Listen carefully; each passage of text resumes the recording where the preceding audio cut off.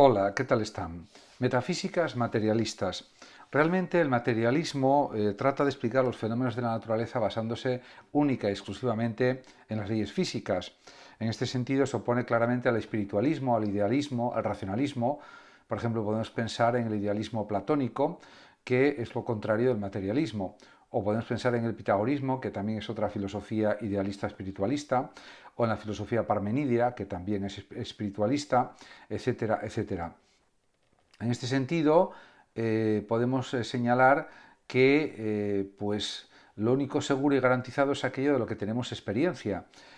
Y si no crees en la existencia de ninguna esencia auténtica que origine y explique las sensaciones que tenemos, si solo das crédito a los conocimientos probados que proporcionan las ciencias, de alguna manera pues, puede ser realmente materialista.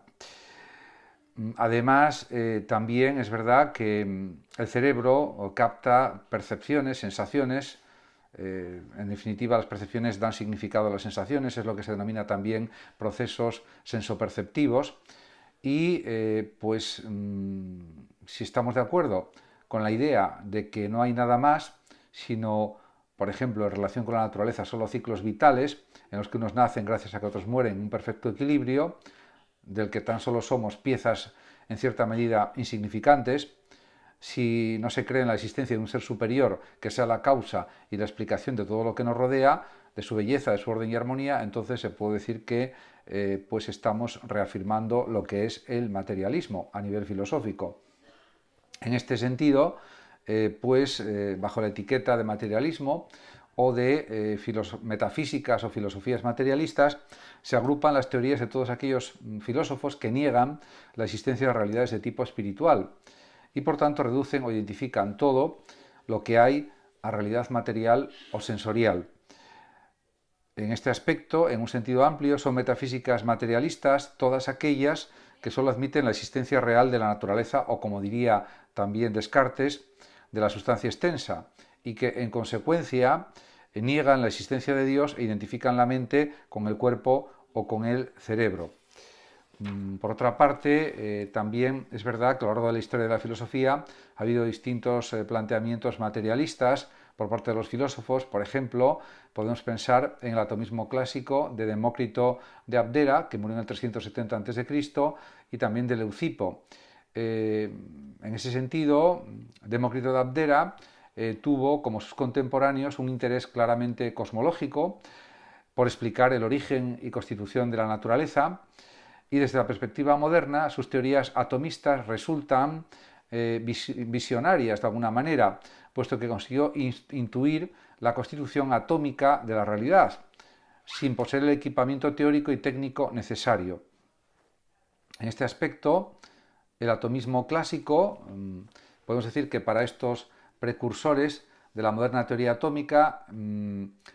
supone que la realidad se reduce a átomos y vacío.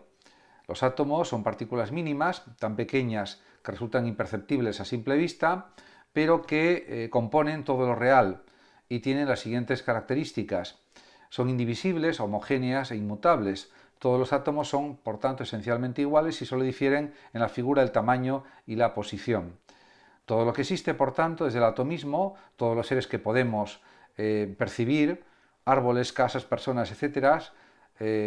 son combinaciones de átomos. Los cambios que observamos pues en la naturaleza son resultado de la configuración o la reconfiguración o reorganización de estos conglomerados de átomos. Estos cambios son posibles por medio de la existencia del vacío, espacio entre átomo y átomo, y tienen una naturaleza azarosa, ya que los átomos se mueven libres y espontáneamente. Por ejemplo, Parménides, que era un pensador racionalista, no admitía el vacío, por lo tanto tampoco consideraba la posibilidad de que existieran átomos. Por eso, en el modelo físico también atomista, no es necesario recurrir a dioses que expliquen lo real o sus transformaciones. Por otra parte, también ya en el siglo XIX surgió el materialismo histórico de Carlos Marx, que es un heredero de la filosofía hegeliana,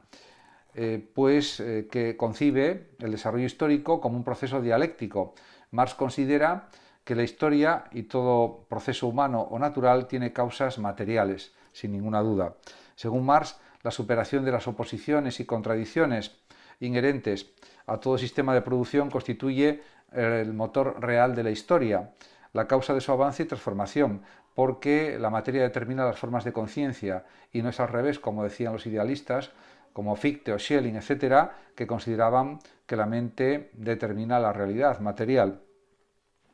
Para este materialista que fue Carlos Marx, no es el espíritu, la conciencia o el pensamiento el que en su desarrollo conforma la realidad y la historia, sino la ideología, las creencias, las teorías, pues están en un segundo plano y en realidad son las particulares condiciones materiales de vida las que en un momento concreto, a través de los medios y las relaciones de producción, determinan la ideología imperante. Por lo tanto, la superestructura ideológica es para Marx la religión, la moral, las costumbres, las teorías científicas, las corrientes artísticas, las instituciones, y la infraestructura sería el sistema económico, que está compuesto por los modos de producción, organización, clases productivas y sus relaciones, tipo de maquinaria, etc. Por supuesto, el materialismo también tiene problemas, como teoría del conocimiento, como epistemología, y pues esto también está en relación, por ejemplo, con lo que se sabe ya de la mecánica cuántica, de las complejidades del universo que podemos percibir, y en ese sentido también hay que decir que la principal ventaja del materialismo es que logra superar algunas de las dificultades que genera el espiritualismo, por ejemplo, explicar satisfactoriamente cómo pueden relacionarse la realidad material y la espiritual, suponiendo que exista la realidad espiritual. Por otra parte, el materialismo también genera sus propias contradicciones y dificultades, y se pueden ver algunas de ellas y analizarlas. Está, por ejemplo, el denominado problema epistemológico o de teoría del conocimiento, ya que afirmar la existencia de una realidad material es tan problemático como afirmar la existencia de realidades espirituales, en cierto sentido. ¿Cómo podemos conocer o demostrar su existencia? Para los pensadores materialistas, e incluso para la mayoría de nosotros, la existencia de sensaciones y percepciones, por ejemplo, la sensación agobiante de calor, demuestra que existe una realidad externa que las causa. Así, el calor que sentimos está causado por la existencia real del fuego que quema en la chimenea, por ejemplo. Pero todas nuestras sensaciones son subjetivas, son estados mentales que nos hace pensar, por ejemplo, que están provocadas por una realidad material independiente de nuestra mente. Acerca de esta relación es imposible experiencia alguna y, por tanto, ningún conocimiento. También existe un denominado problema antropológico, como en el caso del espiritualismo. Al hacer extensibles las teorías materialistas a la concepción del ser humano, surgen también graves dificultades. Por una parte está el determinismo, que supone que la concepción materialista de la realidad suele darse asociada a una concepción mecanicista de esta, según la cual todos los sucesos del mundo responden a inalterables leyes causales. De esta manera, cualquier acontecimiento puede ser explicado y previsto por referencia a su causa, pero si todo tiene una causa que es posible conocer y predecir, ¿dónde queda la libertad humana? Por tanto, el mecanicismo comporta también una visión determinista del acontecer natural y humano que dificulta la defensa de la libertad humana. En relación con la cuestión o el problema mente y cerebro, según el materialismo, mente y cerebro son lo mismo, puesto que todos nuestros estados y procesos mentales, por ejemplo, el recuerdo de un viejo amigo, la alegría por su reencuentro, se pueden identificar con estados neuronales del cerebro. Pero esta identificación se opone a nuestras intuiciones básicas, según las cuales los estados y procesos mentales tienen propiedades que podemos llamar esencialmente distintas de las propiedades de las conexiones nerviosas. La relación entre mente y cerebro ha ocasionado un gran número de problemas y de teorías y de artículos y de libros que distan de ser solucionados estos problemas a través de esos libros, de esas obras. Hay numerosas teorías al respecto. De hecho, cómo se transforman las conexiones neuronales en palabras, en pensamientos, es algo que se está intentando solucionar a través pues de investigaciones psicológicas de altísimo nivel, de la neurociencia, pero aunque se están produciendo avances espectaculares y realmente maravillosos, pues todavía no se sabe a ciencia cierta cómo es ese proceso de transformación de las señales eléctricas en pensamientos, aunque sí es verdad que se está avanzando notablemente en este sentido. También pueden describirse problemas metafísicos en relación con el materialismo, porque en sentido estricto una contradicción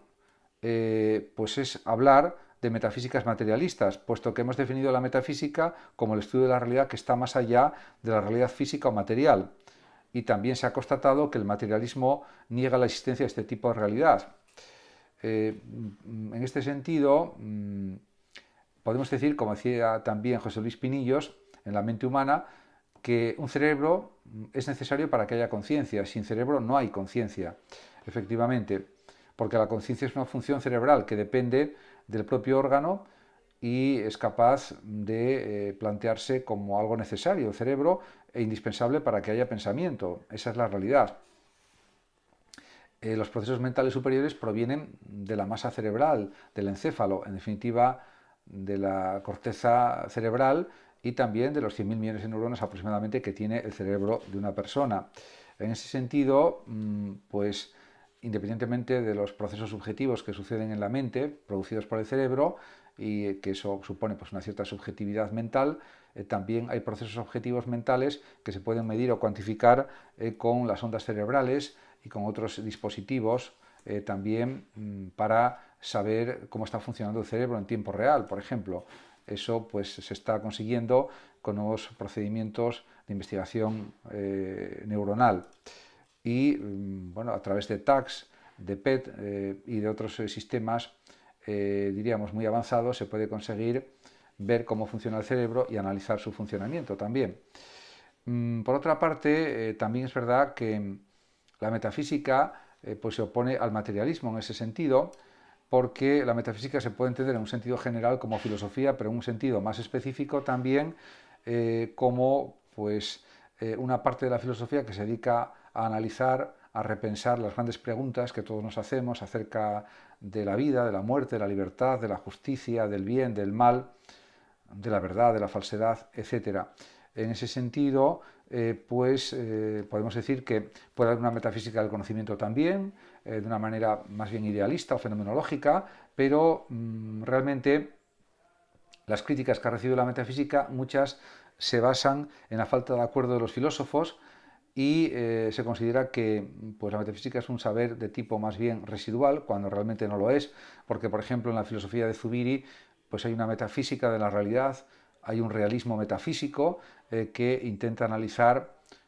pues otras filosofías del pasado, como la hegeliana, como la de Schelling, como la de otros grandes filósofos, y el propio Zubiri desarrolla un sistema de teoría del conocimiento o un sistema metafísico, realista, fenomenológico, que pues es muy coherente y muy sistemático, por lo tanto,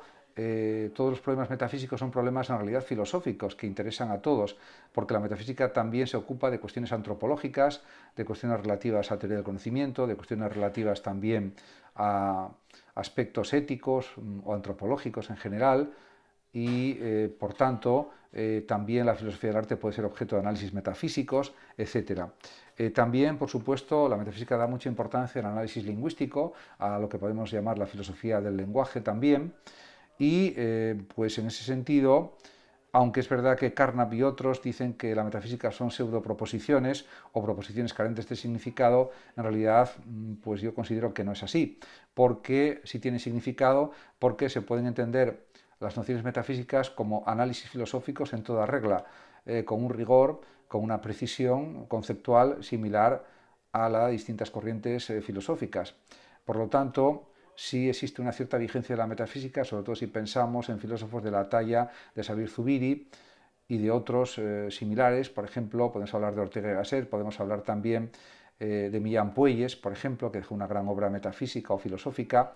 y de otros muchos. El propio Sartre, en Ser y Nada, pues realmente está construyendo un tratado de metafísica y fue uno de los grandes filósofos del siglo XX. Y también podemos pensar en Heidegger y en otros grandes filósofos, como por ejemplo Husserl, que con su fenomenología creó un sistema filosófico muy potente y que pues también es en cierto modo metafísica, etc. Por tanto, podemos decir que la metafísica sigue vigente, y aunque Kant dijera que es una tendencia humana, pero que no es conocimiento científico, pues podemos decir que en un sentido amplio la metafísica se puede entender como filosofía. Por lo tanto, por ejemplo, las distintas fenomenologías que han surgido después de la muerte de Edmund Husserl, pues sí buscan profundizar en lo que es la realidad, en lo que es el ser humano, en lo que es la esencia del tiempo, de la vida, etcétera. Y todo eso son intentos de explicar la realidad, por lo tanto, intentos metafísicos. También podemos pensar, por supuesto, en otras corrientes filosóficas, como es el caso, por ejemplo, de ciertamente la fenomenología, que efectivamente busca la esencia de la realidad y también analiza la esencia del tiempo y de otros muchos fenómenos reales, de las cosas reales también. En ese sentido, también es otra forma de buscar el conocimiento y realmente eso es algo absolutamente necesario. Por tanto, podemos decir que el estudio del ser, que tanto ha ocupado a tantos filósofos, tanto tiempo ha ocupado a tantos filósofos, pues realmente es algo esencial y fundamental para la historia de la filosofía. Las obras metafísicas, insisto, de Sartre, de Heidegger, también los libros fenomenológicos de Merleau-Ponty, por ejemplo, las obras existencialistas de Albert Camus, también se pueden encuadrar dentro de un existencialismo, si se quiere, metafísico, porque afronta los gravísimos problemas de la vida humana, el sentido de la vida, y todo lo que sea relacionado con el sentido de la vida también es algo metafísico, sin ninguna duda. Muchas gracias a todos por su atención, saludos como siempre a los oyentes de Radio Sofando de México y hasta mi próximo vídeo.